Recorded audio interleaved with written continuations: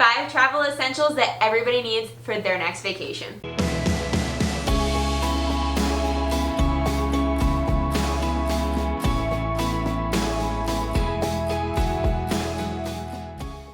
Hi everyone, it's Victoria of Vacations with Victoria, a proud affiliate of Academy Travel. This week we're talking about those 5 travel essentials that everybody needs to go on their next trip.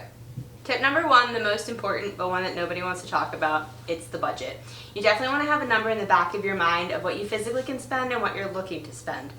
Putting money in a kitty ahead of time will help you section out what you are going to spend on your total vacation. What I'd recommend is finding a denomination that you are comfortable with, putting it aside whether it's weekly, monthly, and just keeping it so you can have a full kitty by the time you go on vacation. You could be almost fully paid off.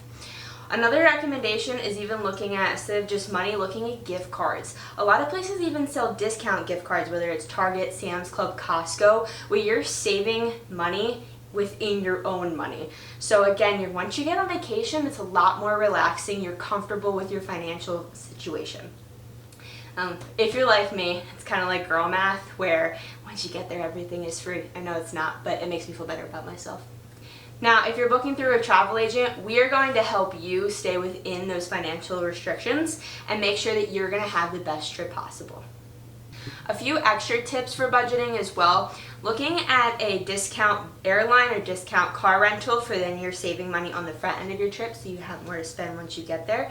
And then once you're there, even looking at what transportation is available to you, whether at a small fee or completely free. And then if you're going to a place like Disney or Universal, look for special ticketed events. Those usually have a limited sale quantity, so that means there's going to be less people in the park, which gives you more time to do what you want to do, whether that's going on the rides, eating at particular restaurants, or just having fun with your family. Tip number 2 is knowing what's available to you. What does that really mean? You're going to want to do your research. Now, if you're booking through a travel agent, we are going to do all of that research for you and hand you a nice package of something that you really want to experience. Now, if you're not booking through a travel agent, you're going to be doing that on your own. So you're going to want to get online and really start looking into what is available, whether it's those hotels and their locations, what accommodations are available within those hotels, what experiences are available. Once you dig into it, you're going to find that there are a world of opportunities that you can experience, and you're going to want to find the right experience for you and your travel party. Now, I will say, it's going to come down to a lot. It's going to be overwhelming. So just take a deep breath. Ask everyone in your party, what are they looking to experience in this vacation, so you can make sure that you can find something for everyone. Tip number 3 is now planning. You've set aside your budget. You've done your research, and it's now time to pick what you actually want to do on your vacation. Now, this can be, again, very overwhelming. So you want to sit down, and I always recommend making a list, whether it is a physical list or a mental list, whatever type of person you are, and figure out what are your must-dos, what are your like-to-dos, and what are your I could do without. Now, if you have those must-dos that you do not want to go missing on your vacation, I highly recommend making a reservation ahead of time. You do not want to go there and expect that these reservations are going to be available, and then you miss out on something that you really wanted to do. It could really dampen your whole experience on your vacation. Now, reservations are highly important because they usually have a limited number of space, so pick them up as soon as you see them because you don't want to miss out. When planning, you're also going to look at what is available to you based off of hotels, what you're interested in. If you know you want to have a day by the pool, you're going to want to make sure your hotel has a pool. If you're going on a romantic getaway, you might want to make a reservation at a really nice restaurant where you know it'll be just the two of you and it'll be nice and romantic. So make sure as you're planning, you have everything that you must do and you'd like to do, and you can situate a schedule that works perfectly for your party. And again, if you're booking through a travel agent, we can help you set up that time schedule. Tip number 4 is going to be packing.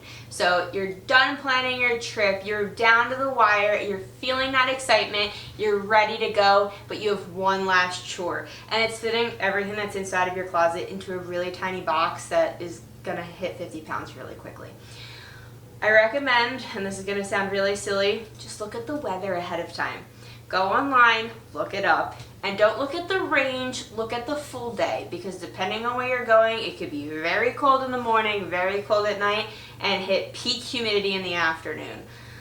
You're not going to want to get caught in a winter jacket in 80-degree weather. So make sure you're looking. If you're going to wear layers, if you have to go walking a lot, you're going to want to have the right shoes in your luggage. Don't get caught walking around Disney in flip-flops. You will regret it after 5 days.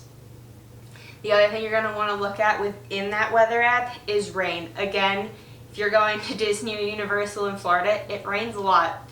You're going to want to pack those rain ponchos or your umbrellas, and again, that kind of adds into your budget moment of planning ahead of time where you can buy something that's cheaper that you can just have in your bag ready to go. 2 things that I always recommend on every vacation is 1, a portable charger.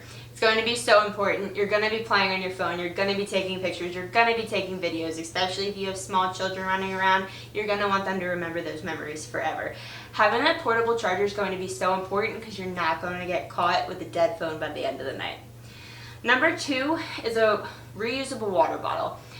Could be a little controversial depending on where you're going. I always take one with me because I usually tend to not drink as much water as I do at home, so it helps remind me to stay hydrated throughout my entire trip. And you don't have to spend that much on a water when you can get it for free from a different water fountain.